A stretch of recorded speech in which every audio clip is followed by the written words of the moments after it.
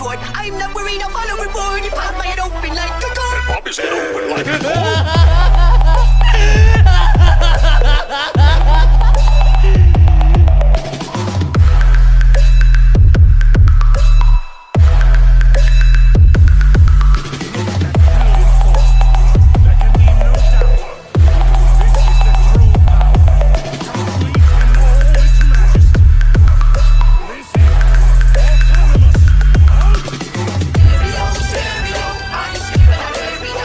इस एपिसोड की स्टार्टिंग में हम देखते हैं फीमेल सेन को। इस पॉइंट पर फीमेल सेन और ब्रोली ये दोनों अपने डेस्टिनेशन के लिए निकले ही थे। उन्होंने एक रेल्म को विजिट किया, बट जैसे ही वो आगे जाने वाले होते हैं वैसे ही फीमेल सेन को एकदम से ब्लड की स्मेल आने लग जाती है। इस पॉइंट पर फीमेल सेन को ऐसा लगता है कि जो एंटिटीज़ और डीमंस हैं वो इस पॉइंट पर गॉड से काफ़ी ज़्यादा है। गॉड्स को काफ़ी ज़्यादा प्रॉब्लम्स का सामना करना पड़ सकता है।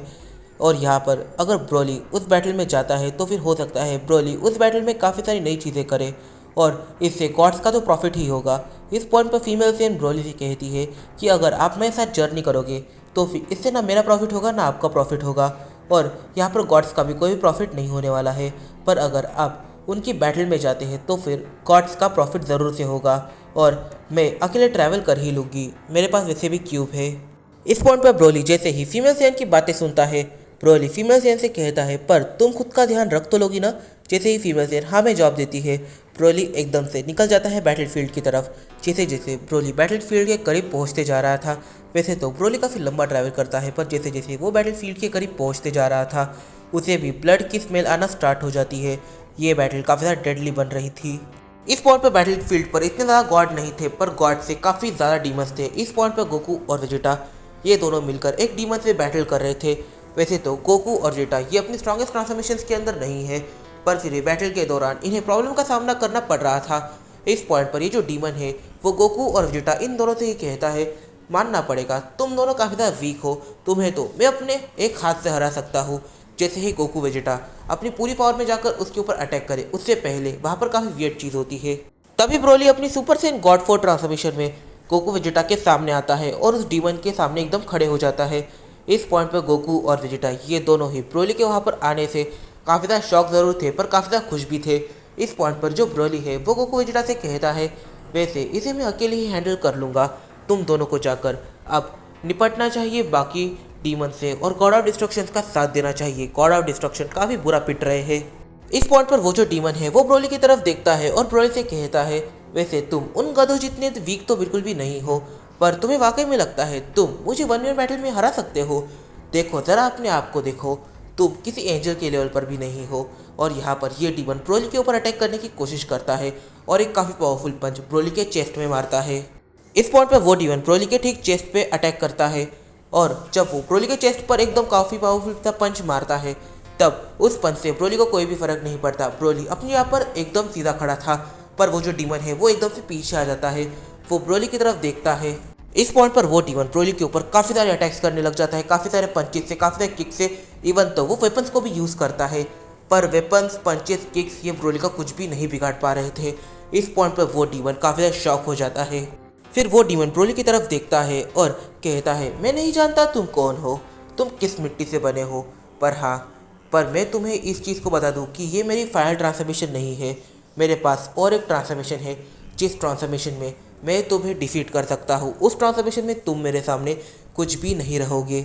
मैं तुम्हें 1v1 बैटल में डिफीट तो करूँगा ही, साथ ही में फ्यूचर में मैं तुम्हें अपना गुलाम बनाऊँगा। और इस पॉइंट पर वो जो डीमन है वो एकदम से ट्रांसफॉर्म करने लगता है। उस डीमन का ट्रांसफॉर्मेशन काफ़ी ज़्यादा वियर्ड था, पर उसके आजू बाजू साइंस की तरह एक ऑरा आ जाता है और ये ऑरा पूरी तरीके से पर्पल डार्क एनर्जी से बना हुआ था।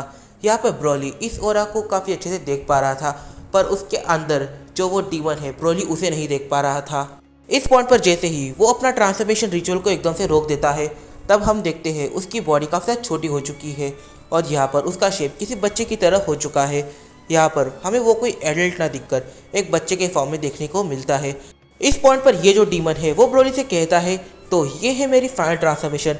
इस ट्रांसफॉर्मेशन में मुझे काफ़ी कम ही लोग टेक डाउन कर पाए हैं और जिन्होंने भी मुझे हराया है वो स्ट्रॉन्गेस्ट डीमंस है। पहले जब ब्रोली उसे देखता है तब वो काफ़ी ज़्यादा सीरियस होता है, पर एकदम से उसके चेहरे पर एक काफ़ी ज़्यादा इविल स्माइल आ जाती है।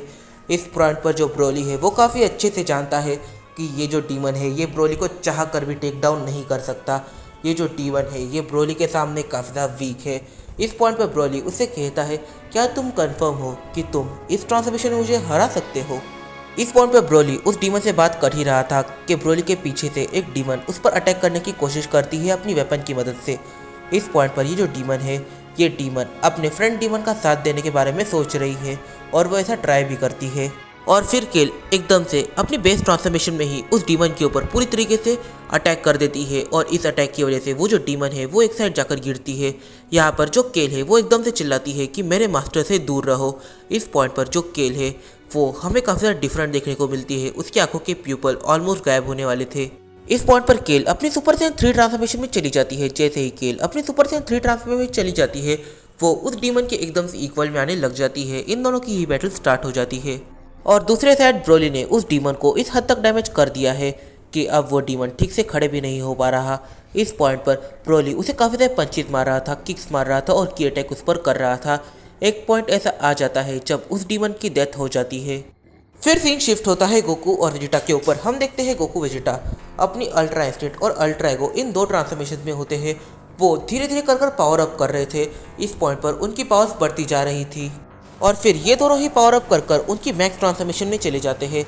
जैसे ही गोकू वेजिटा अपनी मैक्स ट्रांसफॉर्मेशन में जाते हैं वो अपने ओपोनेंट की तरफ देखते हैं और यहाँ पर गोकू ये कहता है कि ये जो ओपोनेंट है ये कुछ ज़्यादा ही ओवरपावर्ड है। हमें लगा नहीं था कि ये हमें 1v1 बैटल में टेक डाउन कर सकता है। 1v1 बैटल तो दूर की बात, इसने हमें 1v2 बैटल में भी टेक डाउन करा है। इसका तो गेम बचाना पड़ेगा। इस पॉइंट पर गोकू और वेजिटा अपनी 100% पावर्स पर होते हैं कि तभी वहाँ पर ग्रैंड प्रिंस और उसका बड़ा भाई भी आ जाता है। इस पॉइंट पर ग्रैंड प्रिंस और उसका बड़ा भाई ये दोनों ही गोकू वेजिटा को पीछे करने लग जाते हैं। इस पॉइंट पर ग्रैंड प्रिंस का बड़ा भाई कहता है, तुम अभी तक जिससे लड़ रहे थे वो एक काफ़ी ज़्यादा पावरफुल डीमन है। इसके सामने काफ़ी कम ही लोग सर्वाइव कर पाए हैं। इसकी स्ट्रेंथ के बारे में तुम कुछ भी नहीं जानते, पर फिर भी तुम दोनों ने इसे काफ़ी अच्छी टक्कर दी। मानना पड़ेगा तुम काफ़ी ज़्यादा पावरफुल इमॉर्टल्स हो। इस पॉइंट पर ग्रैंड प्रिंस अपने भाई को थोड़ा सा करेक्ट करता है और कहता है ये कोई इमॉर्टल नहीं मॉर्टल्स है। और हम देखते हैं उस डीमन को। ये जो डीमन है ये डीमन स्ट्रॉन्गेस्ट डीमन तो नहीं है, पर फिर भी इस डीमन ने अकेले ग्रैंड प्रिंस और उसके बड़े भाई इन दोनों को ही 1v2 बैटल में टेक डाउन कर रखा है। और इस पॉइंट पर ये जो डीमन है ये डीमन सारी जगह पर काफ़ी अच्छे से देख रहा था। ये इस पॉइंट पर ग्रैंड प्रिंस और उसके बड़े भाई की तरफ काफ़ी इमोशनलेस तरीके से देखता है और कहता है, तो यहाँ पर तुम दोनों हो, बाकी लोग कहाँ पर है? यहाँ पर वो कहता है ओमनी किंग कहाँ पर है, क्योंकि जो जेनो का डैड है उसने ही इसे 1v1 बैटल में टेक डाउन करा था। और इस पॉइंट पर हम देखते हैं कि उस डीमन के साइड में और एक डीमन खड़ा हुआ है। ये जो डीमन है ये अपने आसपास देखता है। यहाँ पर वो गोकू और वेजिटा इन दोनों को ही देख रहा था। वो समझ नहीं पा रहा था कि आखिर ये कौन सी स्पीशीज़ है। फिर इसे टाइम पर याद आता है कि एक सेम स्पीशीज़ है, पर ये बैटल में इंटरफेयर नहीं करने वाला इन 5 के। तभी इसकी नज़र ब्रोली पर जाती है। इस पॉइंट पर ब्रोली काफ़ी पीसफुली शांति से बैठा हुआ था और कील की बैटल को देख रहा था, पर एकदम से वो जो डीमन है वो ब्रोली की तरफ मूव करने लग जाता है और एक पॉइंट पर वो काफ़ी ज़्यादा तेज़ से जाकर ब्रोली को एक पंच मारने की कोशिश करता है। पर ब्रोली अपनी सुपर सैयन 4 ट्रांसफॉर्मेशन में इस पंच को पकड़ लेता है। पर हाँ, यहाँ पर ब्रोली को अपनी सुपर सैयन 4 की 100% यूज़ करनी पड़ जाती है और उस डीमन के चेहरे पर थोड़ी सी शिकंज भी नहीं होती।